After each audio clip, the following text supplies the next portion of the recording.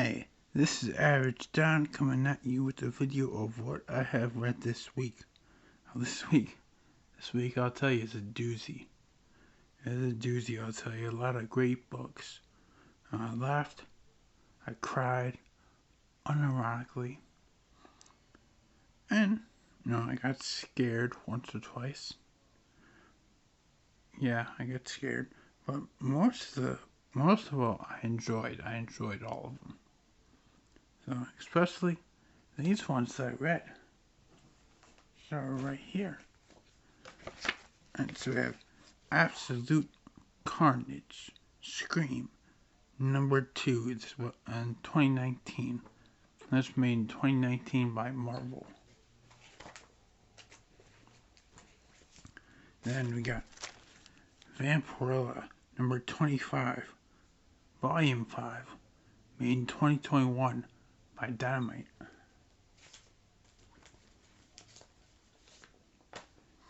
And next, we have The Anchor, number 1. This was made in 2009 by Boom.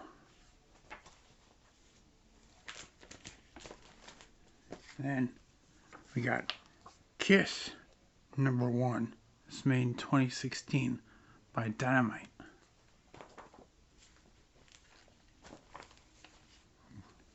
And we got Batman vs. Bigby, A Wolf in Gotham, number 5. It's by DC's Black Label.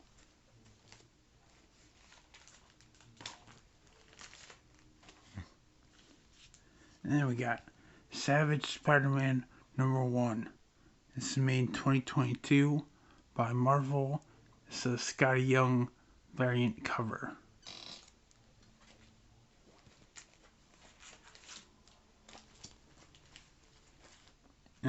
Next up, we have WWE Then, Now and Forever, number 1. This is made in 2016. This is made by Boom.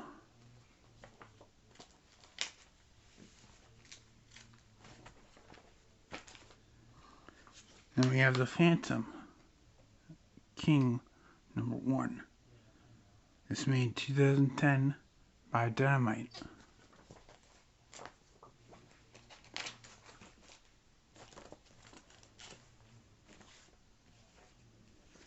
Then we have The Man Called A through X, and The Man Called X, or whatever.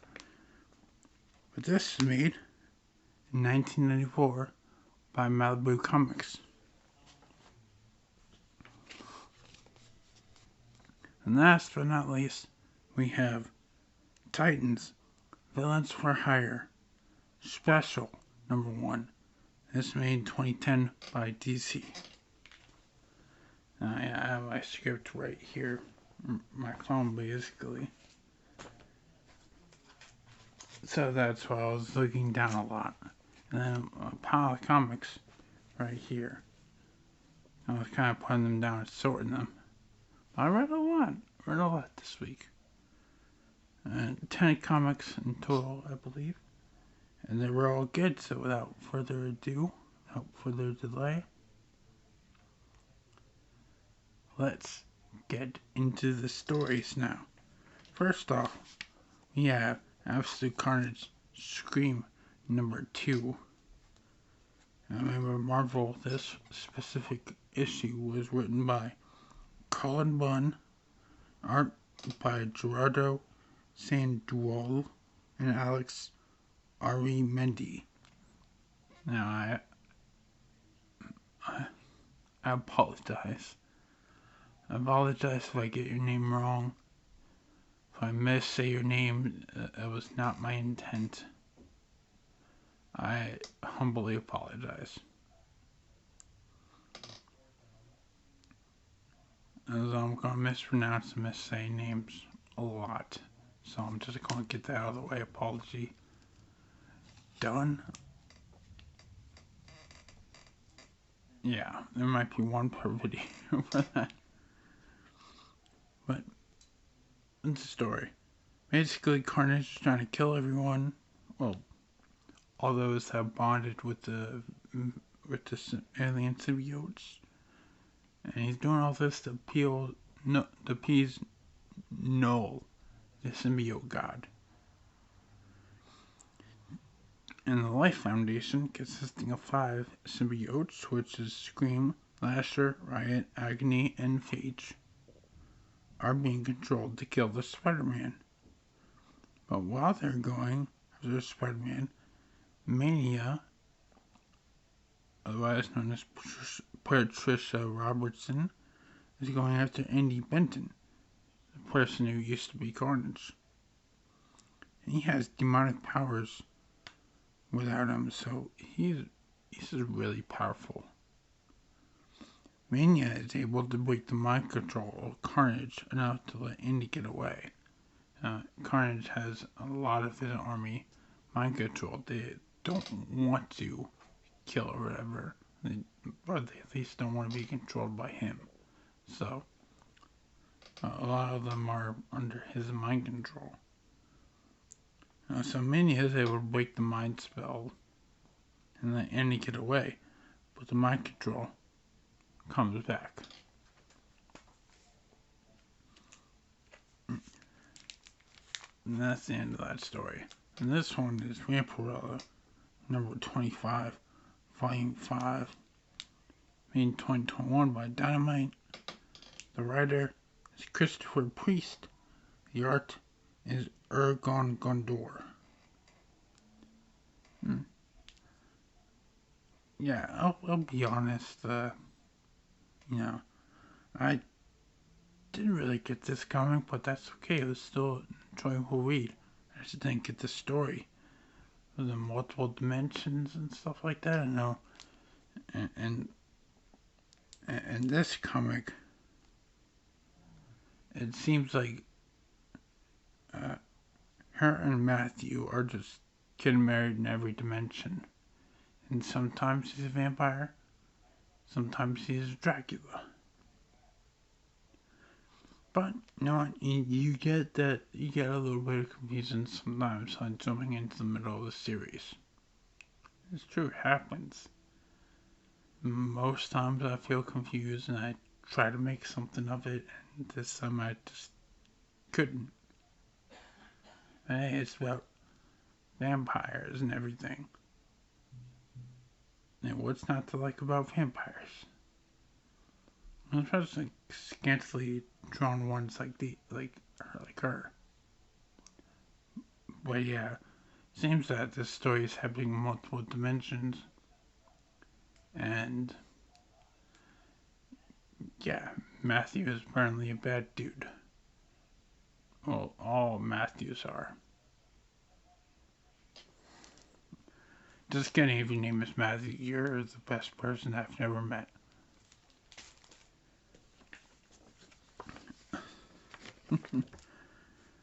Well, yeah, that sometimes happens. But, you know what? That's okay. Life goes on. And I might pick up another Vampirella comic, who knows? Try to make sense of it. But this time, with this comic, we have The Anchor number 1, made in 2009 by Boom. This one's also known as 5 Theories Part 1, Blood on Ice, and written by Phil Hester, and the art by Brian Chouilla. Now, it's a mystery man is battling demons of hell, Hell's army. He ends up in Iceland. He says he rowboated from England. Who would even do that? I wouldn't. And battles the gigantic ice monster. He seems to be outmatched, though, as the monster thrashes him around and ends up sending him to a medical spot. I said spot because Iceland, or the town of Reykjavik, Reykjavik, how you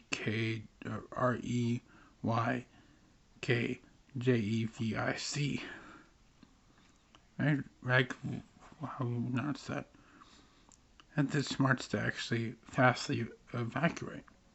There are a few that stayed behind, like the ones that helped the mysterious man, Hofi and Peter. They helped the man out. Peter sees that this man is wearing the cross of St. Clementine, possibly has an anchor. Man reveals, well, no, not possibly has an anchor. It is an anchor because it's revealed that while his physical body is here, his soul is anchored in hell. So, yeah. But because he has the cross of St. Clementine, I just call him Clem because he has no other name. So, don't blame him there. But hopefully he escorts him around the building and back to where the ice monster is. She convinces him to get his soul lit on fire because maybe if his soul gets lit on fire, then his physical body will be lit on fire. And he can melt the ice monster. And it works. Everything works. Day is saved. Everything is good. For now.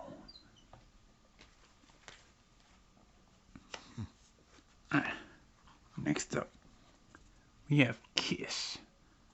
Kiss #1. Made 2016 by Dynamite. And right here is Amy Chu. And the art is by Cure Ball. Now, 468 years ago, there was this great war that heavily polluted the earth and sent people underground. They've been living in space called Blackwell, growing their own food, making all the right choices to survive. But is their surviving really free? Is it really freedom? And isn't the earth somewhat decent now to live on? Or to attempt living on? The Great War has been over for hundreds of years. So why not even try to go out? A group of teens is about to find out why. And teens such as Aaron and Adi and others that I don't exactly remember the names of, but they are here in this comic. They find an old map of Blackwell. It has a ventilation system that's ripe for climbing. It leads to a place where they grow food for everyone.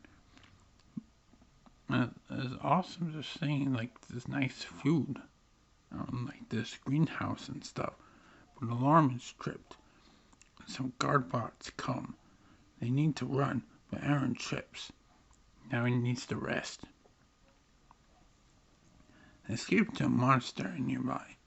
Monastery surrounded by drawings of the Kiss members, the Kiss band.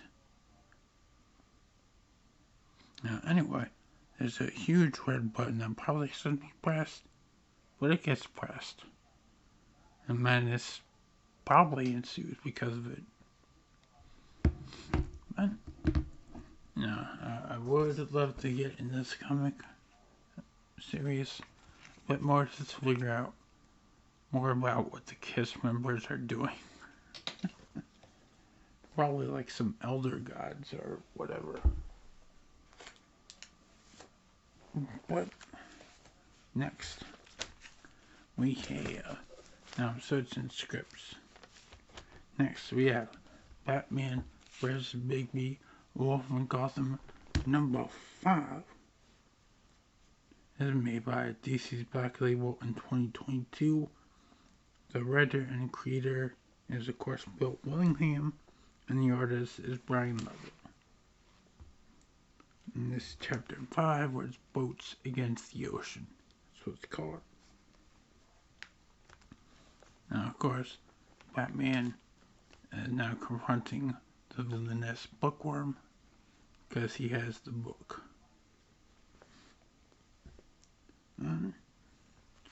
But he says one of the magic spells in the book, one of the most powerful anyway. There's like 3 powerful ones. And they're all just like, it's just simple phrases. It's the second pronouncement. And it's like Zoe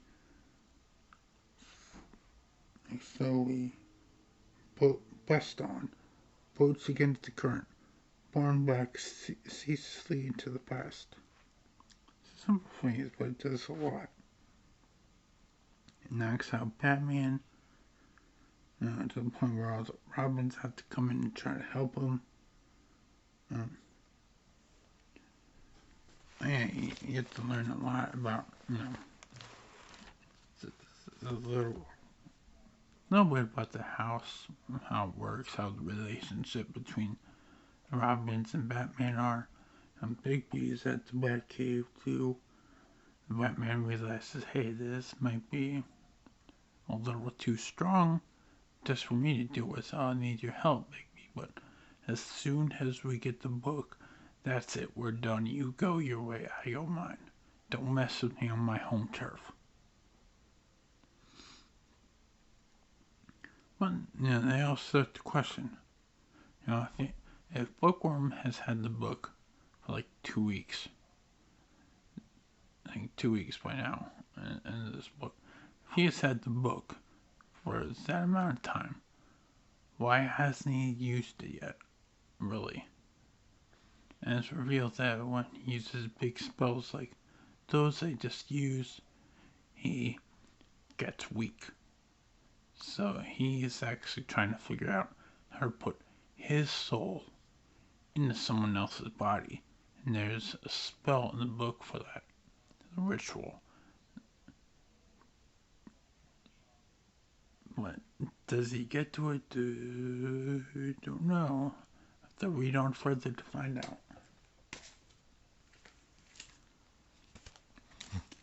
Next up, we have Savage Spider-Man #1 2022. Got is by Gerardo Sandoval. The writer is Joe Kelly. Of course, the variant by Scotty Young. It's the Young variant. It's literally his name, and they're both young in this variant. Anyway, so regular Spider-Man, he gets drugged up. He gets a drug called A+, which comes with a brief energy boost, but it comes with an ultimate loss of intelligence. Which is why he's so savage now, because he doesn't really know any better. But he gets injected by this guy named Wolf. And Wolf, one of his ways, is drop him off on an island where he and Baron Zemo have to fight to the death in ways. So, but Baron Zemo wants to actually work with him to try to get off the island. So, but of course, Savage Spider-Man doesn't realize what a truce is or anything. So he's hard to convince. Not because he's trying to be, just because he doesn't know any better. But yeah, he doesn't understand. He's trying to fight Zemo the whole way. Meanwhile, guys like Wolf, Reinhardt, Tempoya, and Jondo are these poor mysterious figures who are apparently dividing the world into territories, and they want to experiment to see what happened on the island, which is the Isle.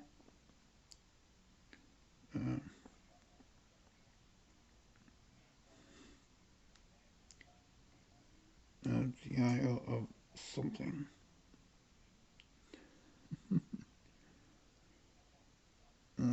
The Isle of the Damned. The Isle of the Damned, yeah. Sorry.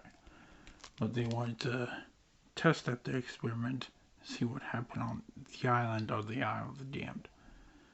Because they want to take this purge thing worldwide. So that's what they want to do.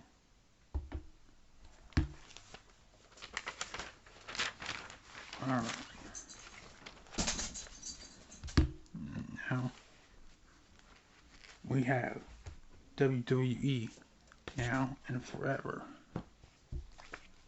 This is by Boom. This is made in 2016. Now, this is written by Denisopoulos, and the art is by Dan Mora. Dan Mora. But basically, yeah, I didn't grow up with a lot of wrestling. Before, so this is it. This is my introduction, or whatever. I know some wrestlers like Dwayne "The Rock" Johnson and John Cena and Stone Cold Steve Austin.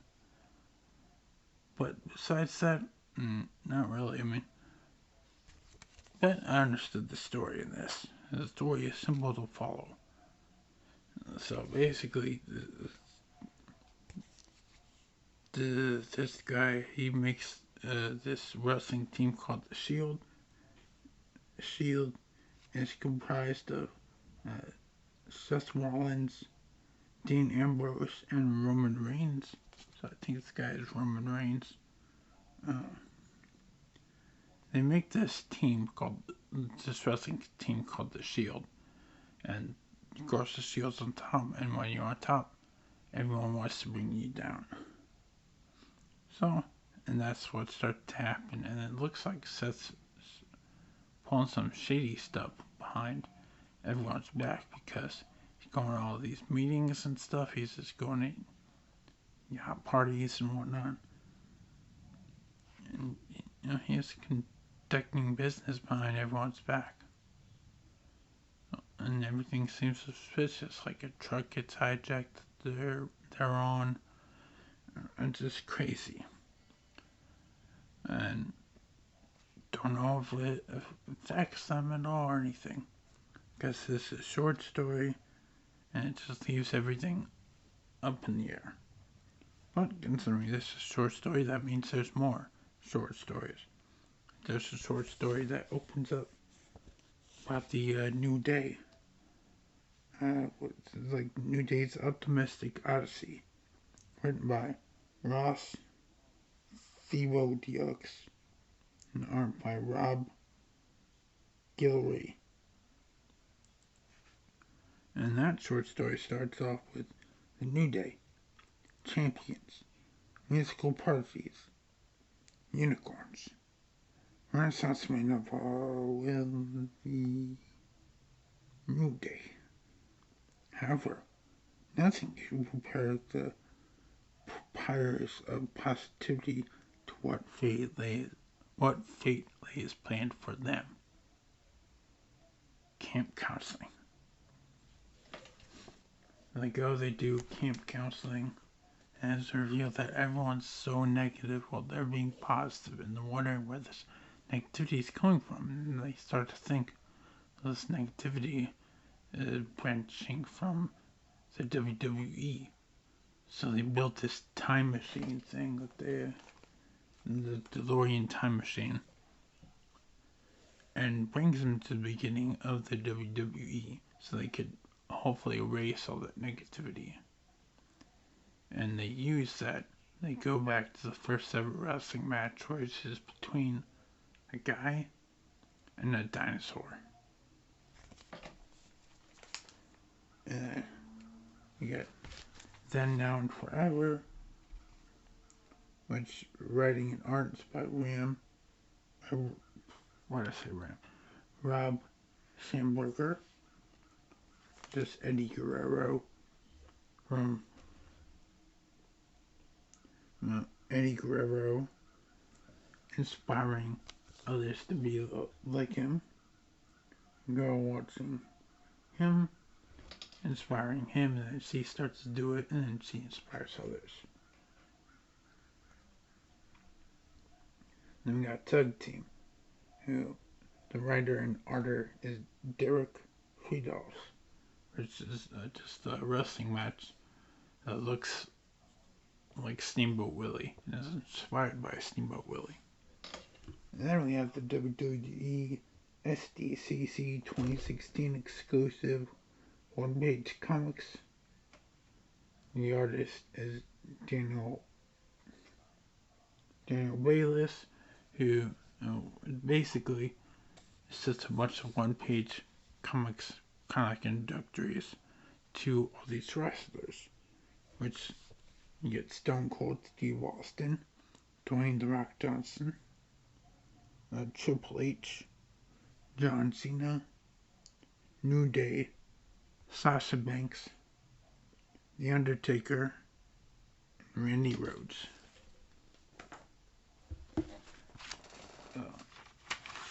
That's that for that.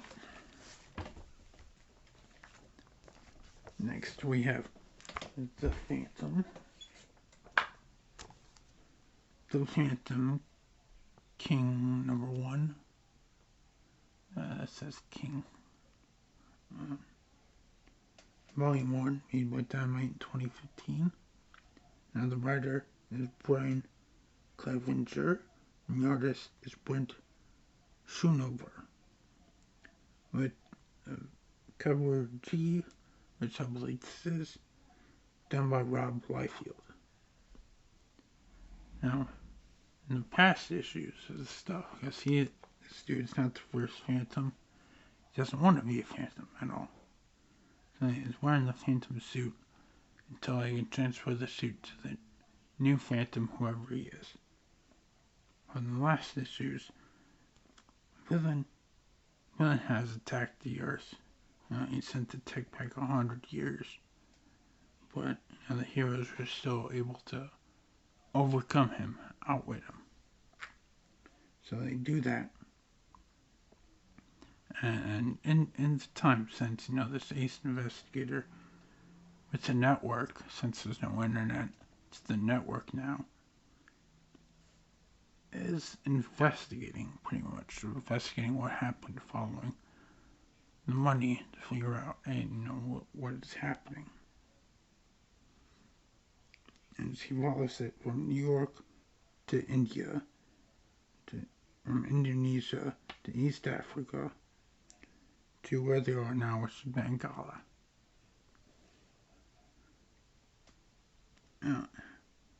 Basically, the new temporary Phantom, or whatever, is Woodson Kahumbe. Like for the 23rd Phantom, the 23rd. He doesn't want to be the 23rd. And of course the people from behind him are trying to all support him, trying to make sure he doesn't die on the mission of looking for the 23rd Phantom.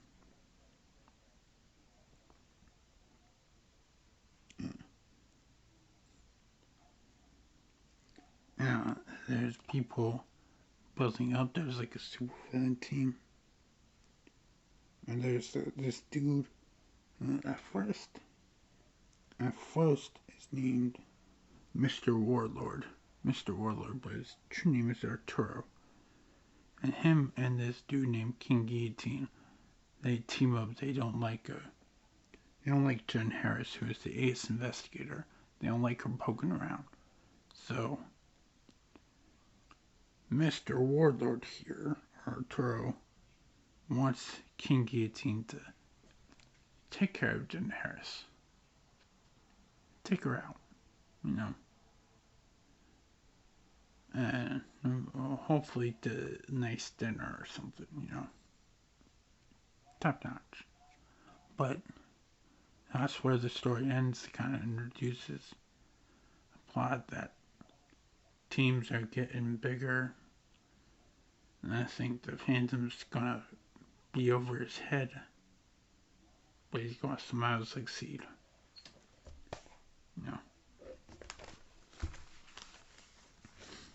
Now here we have the man called A2X, or X whatever, by Malibu Comics, was made in 1994. Cover and writer by Mark Wolfman. cover and artist by Sean McManus. Now there's a bunch of military guys, you know, using code names like Zulu 17 Hotel 35. They're all looking for this mysterious man. You know, they're all looking for this mysterious man. And I don't know, they believe he's bad or something to chase them for mysterious reason. This girl, this random girl in this random house elsewhere, looks over and sees that there's a lot of stuff happening at this one power plant, and that power plant is causing a lot of blackouts. A lot of blackouts. And she notices this. She notices this. So she sees everything going on at this power plant that they're battling at. She's like, you know, I'm going to get dressed. I'm going to go over.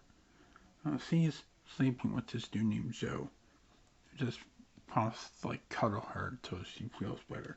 She's also just like, right, one hug and a decade of bad memories just go poof. Just go poof out of nowhere. So they investigate, you know, this mysterious man. Find the enforcers. Stuff, and all these mob families elsewhere now meeting up. They're just like, how do we get rid of this man? There were like 12 families. Now there's like 10. How are we going to get rid of him? What are we going to do? We're sending people in after him. And people are dying. People that are not him. So how do we get rid of him? No, they don't come up with solutions, but they're going to. Or else they're going to lose a lot more people. And that's that for this story. And last, but not least, certainly, is Titans. Villains for Hire Special number 1. In 2010 by DC. The writer for this one, and for this one, is Eric Wallace. The art done by Fabrizio Fantino. And Fabrizio Fantino, Mike Macchio, Sergio Arno, and Walden Way. Now this story is also known as the Best Slade Planners. So Deathstroke, or Slade Wilson, is getting together a team of supervillains. Comprised of Floronic Man, also known as Jason Woodive.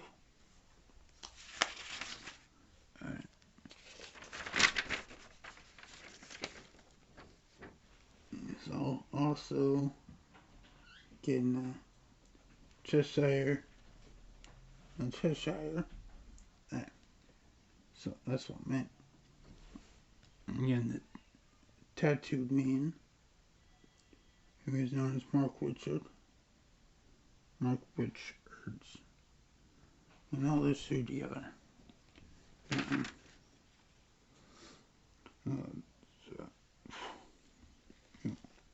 Photonic Man, and basically a plant type villain. It's like Poison Ivy, but Poison Ivy is not for the story, not in the story. And Cheshire, a martial artist, dabbles in explosives, and of course is a poison expert. And the Tattooed Man can make his tattoos come to life. Now the first mission is to destroy the Atom, Captain Atom, who is not Ray Palmer, is actually the second Captain Atom, Ryan Choi. They destroy him for what reason? I don't know. Just to prove something, just to prove that they're, I don't know. But they do. They do. And that is the comics that I read this week. Let me know what you thought, if you read any of these comics, or if you read something interesting to you. And that'd be awesome. You can post those in the comments, or you can reach me on any of my socials. I'm on Instagram at TRIPL3XXXMayhem. I'm on Facebook at Official AverageJohn. I'm on Twitter at RealAverageJohn. Like, comment, and subscribe to this video. I said, what did you think about any of the comments? Any of the comics? I said, just let me know. And don't worry if you can't understand me. A lot of stuff is in the description down below. Now, without further ado, or whatever. I'm not going to say without further ado, but I will see you all next time.